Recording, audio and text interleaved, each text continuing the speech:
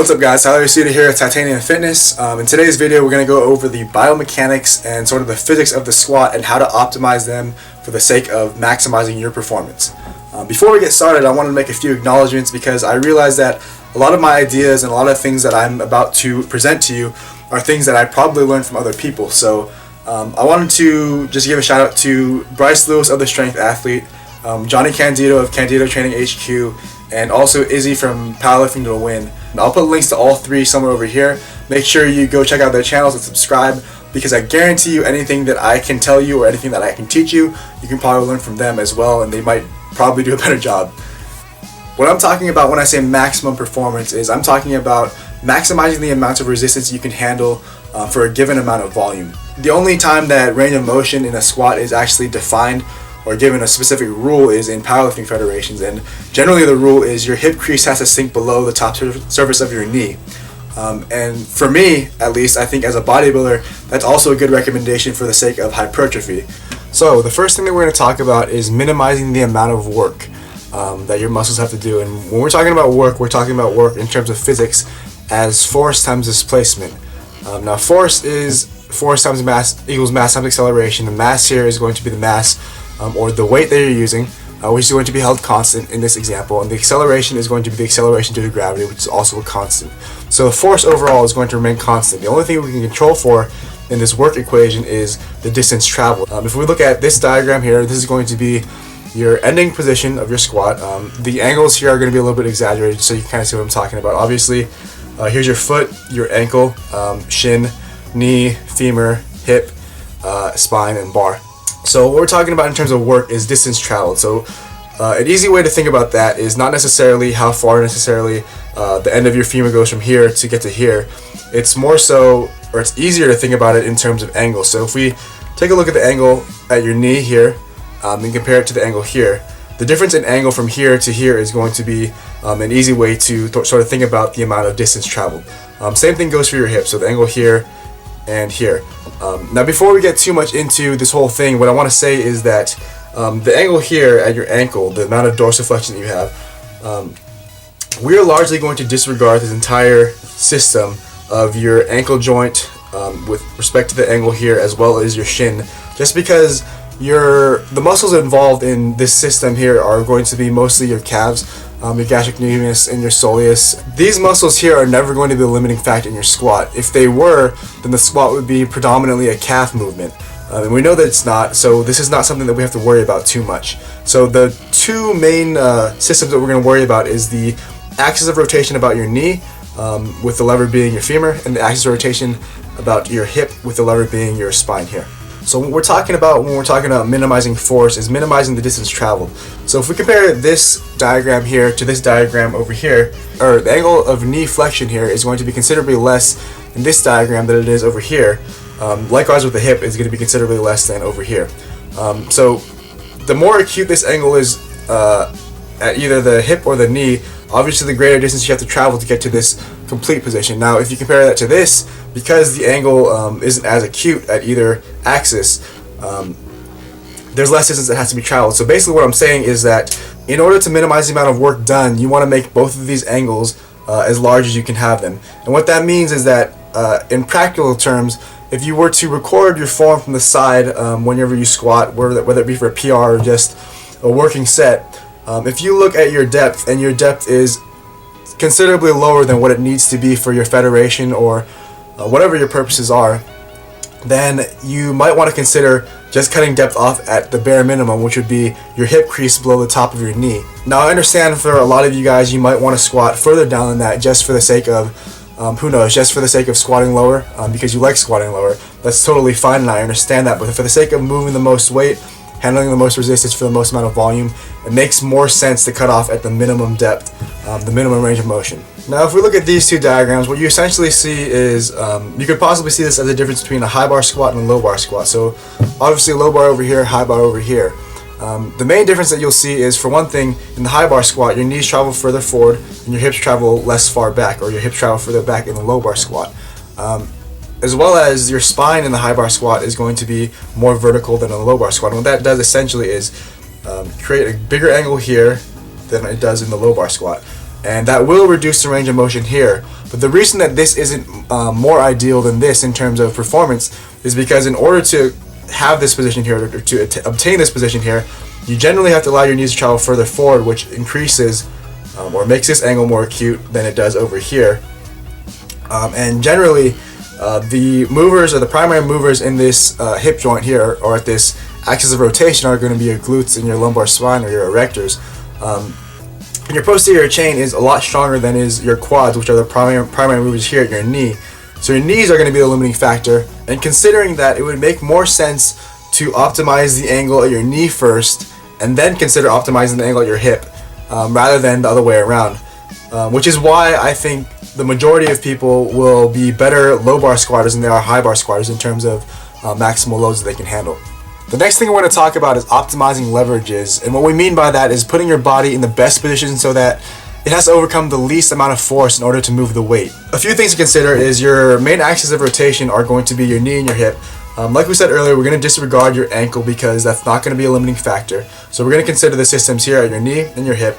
And basically the things you have to understand is that torque describes the amount of force necessary to rotate a lever around its axis of rotation. So for example, if we take the knee, torque is going to be the amount of force needed to be produced by your quadriceps to extend your knee so that your femur and your knee straighten out. The force required to overcome the weight of, or the force of gravity, which is the force of that weight times the acceleration due to gravity. A few things I want to point out about this diagram, or the rest of the diagrams, is that this dotted line from the bar to the midline of your foot is going to depict the ideal bar path. Obviously over the middle of your foot, because that is your center of balance, or it should be your center of balance. Another thing I want to point out is that I do realize that technically you have your pelvis here, your spine attaches to your pelvis, and your pelvis attaches to your hip joint, and technically that offers two more axes of rotation, which would be here and here. But also, I mean, you could also say that each vertebra in your spine offers an additional axis of rotation. But the reason that we count this entire length from here to here as a single lever is because ideally, if you didn't have any sort of pelvic hinging or any kind of bowing of your spine or arching of your spine would be completely neutral all the way through the entire length, and it would create essentially one lever.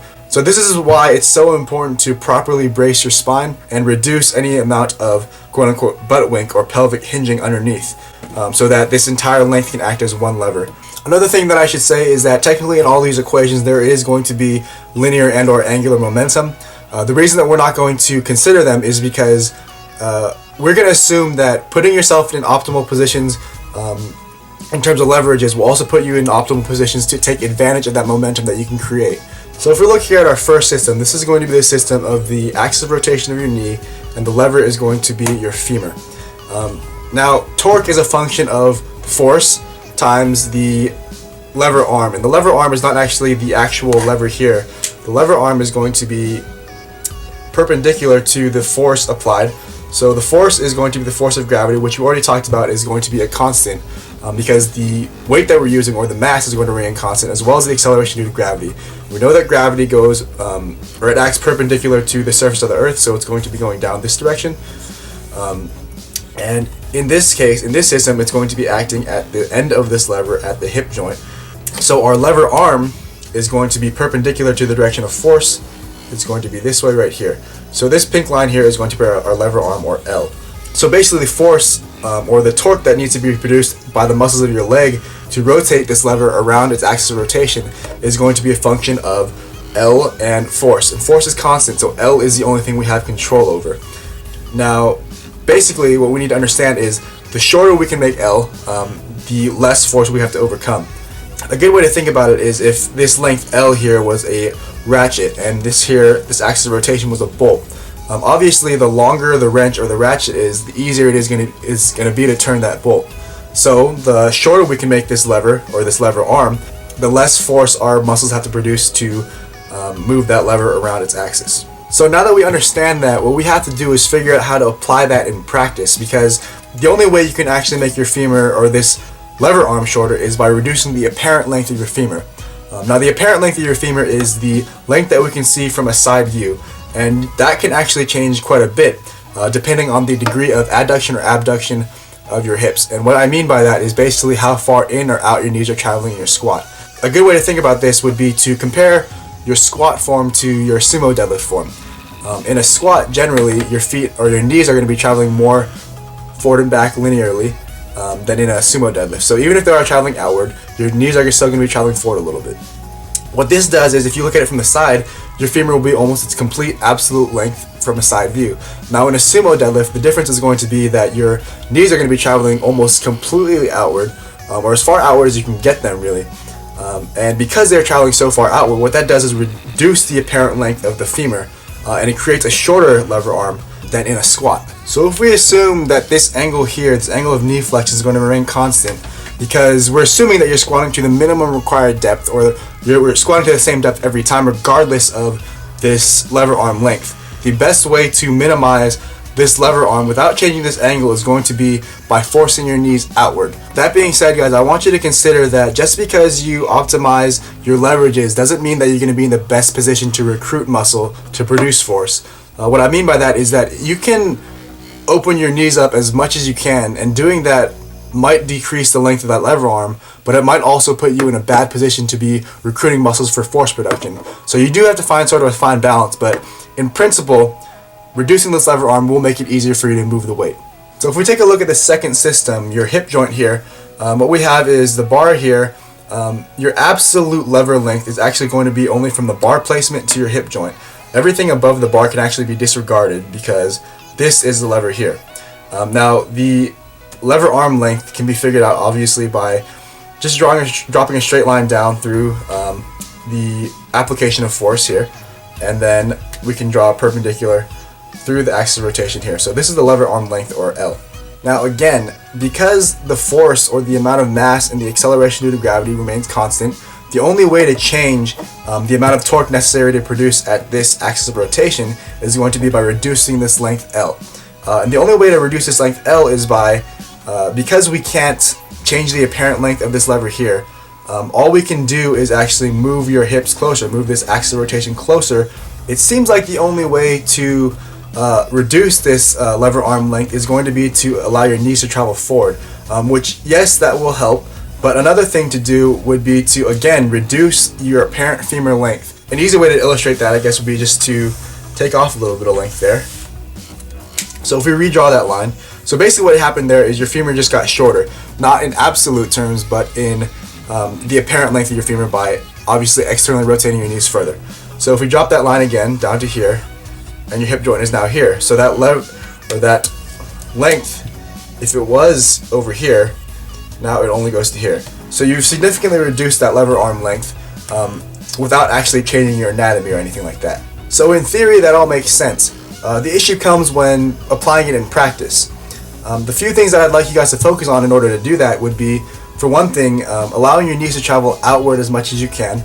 Another thing is not to be afraid of letting your knee travel forward if you have to, because obviously letting that knee travel forward will bring your hips forward as well, closer to that the line of the application of force. Allowing your knees to travel forward is only bad if doing so makes it so that your weight shifts forward to the midline of your foot. The next thing I would want you guys to consider is that even if you are a low bar squatter, I know that we're taught to drop our hips down and back if you're a low bar squatter. However, I don't think that's always the best way, because obviously the further back you drag your hips, the longer this lever arm length is going to be. So, or what I cue myself is to allow my hips to drop down.